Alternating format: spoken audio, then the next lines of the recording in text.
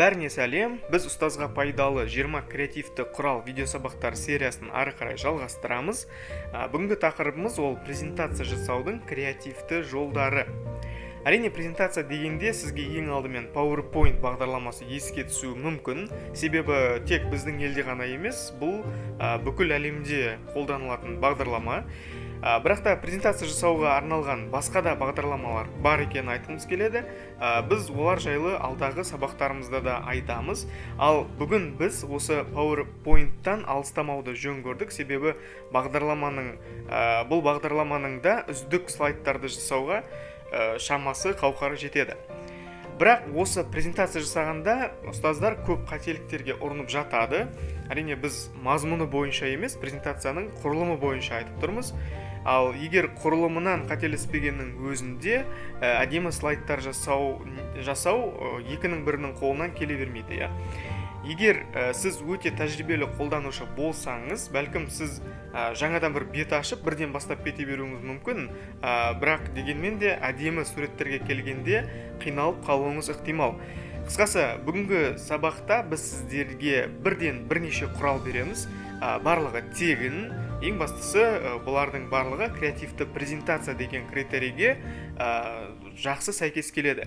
Қазіргі таңда PowerPoint-қа арнайы шаблондар жасайтын сервистер өте көп. Әрине, PowerPoint-тың өзінде де біршама шаблондар бар, бірақ сіз ол сервистер ұсынған шаблондарды PowerPoint ұсынған шаблондармен салыстыра алмайсыз. Себебі ол сервистер ұсынған слайдтар, презентациялар әлдеқайда креативті және әлдеқайда әдемірек және қызығырақ. Бәлкім де кейбірі ақылы болуы мүмкін, бірақ ақысыз нұсқалары да сіздің біраз жұмыстарыңызға жарайды. Жалпы осы видеоның сілтемесінде сізге 5 сондай құралға сілтеме көрсетеміз, қалдырамыз.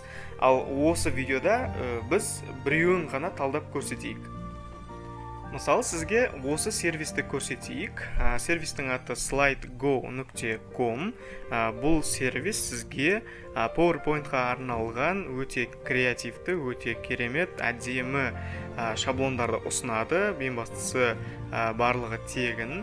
Енді бұл сервиске кіргеннен кейін сізде осы бет ашылады, және сізге мұнда бірнеше сферада, бірнеше бағытқа сәйкес шаблондарды ұсынады. Енді біздің жағдайымызда ол education бөлімі, өйткені білім саласына қатысты шаблондарды өзгерткіміз келеді. Сол үшін біз мұндағы education батырмасын басамыз.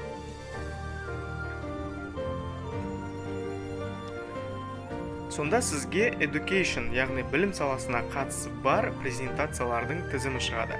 Оны сізге бірнеше рубрикаларға бөліп қойған. Біріншісі, мысалы, teaching methods, яғни мұғалімдердің әдістемелік нұсқаулықтарына байланысты, немесе school деген рубрика бар, ол мектепке қатысты, жалпы мектепке қатысты, немесе lesson, ол сабақтарға қатысты, немесе workshops, ол семинарлар, әртүрлі курстарға қатысты. Осылардың ішіне кіріп, сіз өзіңізге қажет презентацияның шаблонын жүктеп ала аласыз. Егер де сіз бұл рубрикалар арқылы емес, өзіңіз жеке іздегіңіз келсе, онда сіз былай астына түсу арқылы, мұндағы шаблондардың атын өзіңіз оқып отыру арқылы да таңдай аласыз. Мысалы, мынау гитара сабағынікі, мынау музыка сабағының шаблоны. Немесе астына түсетін болсаңыз, мұнда әртүрлі басқа да шаблондар бар. Енді көп жағдайда презентация ұстаз үшін ол сабаққа қажет болады, сондықтан біз мұндағы lesson бөліміне кірейік. Және мұнда сізге тек қана сабаққа ғана қатысты шаблондарды көре аласыз. Міне мұнда қарасақ болады, мұнда математика пәніне қатысты, география пәніне қатысты, немесе діни сабақтар, астрономия сабағы. Қысқасы, мұнда барлық сабақтарға бар, ғылымдар сабағына қатысты. Енді біз осылардың кез келген біреуін таңдап көрейік. Мысалы, маған мұна math lessons, яғни математика сабағына қатысты шаблон ұнап тұр.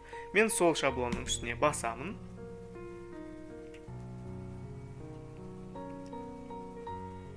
және менде мына бет ашылады.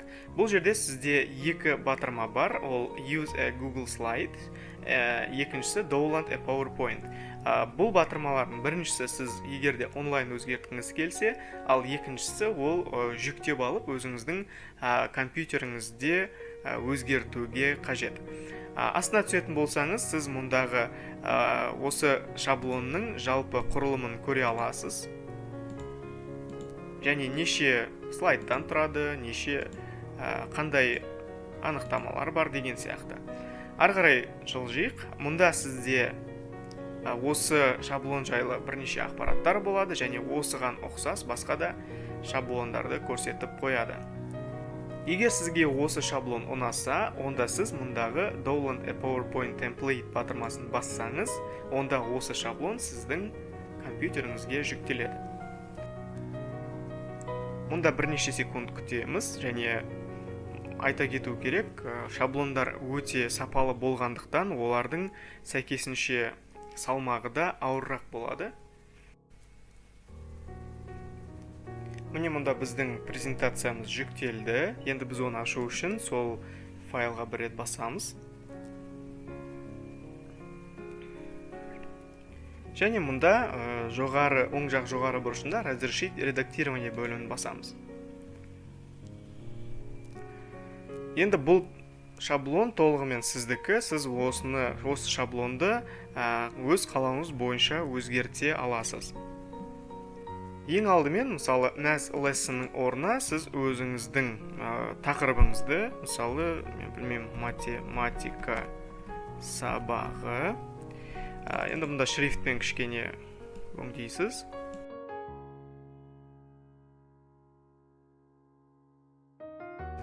Мұнда сіз өзіңізге қажет қосымша сөздерді жаза аласыз.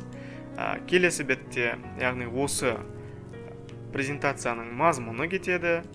Ары қарай introduction, яғни бұл сабақ не жайлы екені. Одан кейін мұнда қандай да бір тұлғаның осы тақырыпқа байланысты айтқан бір нақыл сөзі. Одан кейін бұл нақты тақырып не жайлы. Осылай ары қарай кете береді. Мұнда әртүрлі көріп отырсыздар иллюстрациялар бар. Мұнда әртүрлі мүмкін ойындар. Осылай кете береді. Өте керемет, өте әдемі. Және де ең бастысы, мұнда сіздің презентацияңыз аяқталғаннан кейін, презентацияның соңында сізге өте көп тегін иллюстрацияларды беріп қояды. Яғни мұнда көрсетілген әрбір белгі, олар жеке-жеке тұр. Мысалы, сізге бүкіл әлемнің картасы қажет болса, сіз осы картаны алып, көшіріп, өзіңіздің презентацияңыздың кез келген жеріне қойсаңыз болады. Қазір біреуін қойып көрсетейік. Мысалы, бір бос бет табайық. Мысалы, мына жердегі бетті кішкене былай жылжытып, осы жерге картаны қояйық.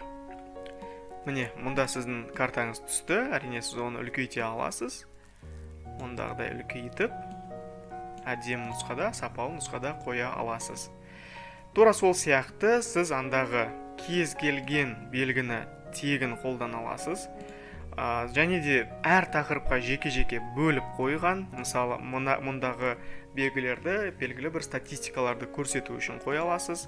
Немесе мұндағы белгілер өздерінің тематикаларына сәйкес. Сіз мұнда кішкентай екеніне назар аудармаңыз, себебі олардың сапасы өте жоғары. Сіз оны үлкейткен кезде ол өзінің сапасын жоғалтпайды. Мен сізге біреуін көрсетейін. Мысалы, мына бір белгіні көшіріп алайық, және өзіміздің презентациямызға алып барамыз мұнда, и осыны үлкейтеміз мұны. Үлкейткен кезде ол өзінің сапасын жоғалтпайды. Тура солай мұнда educational process, яғни білім саласына қатысты, креативті құралдар, аватарлар, бизнес саласына қатысты, қысқасы барлық салаға қатысты белгілер бар. Сіз ол белгілерді тегін қолдана аласыз.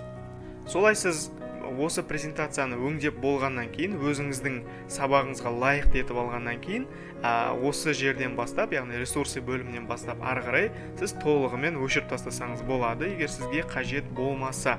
Себебі сіз SlideGo-дан жүктеп алған әрбір презентацияның соңында осы белгілер сізге қол жетімді болады.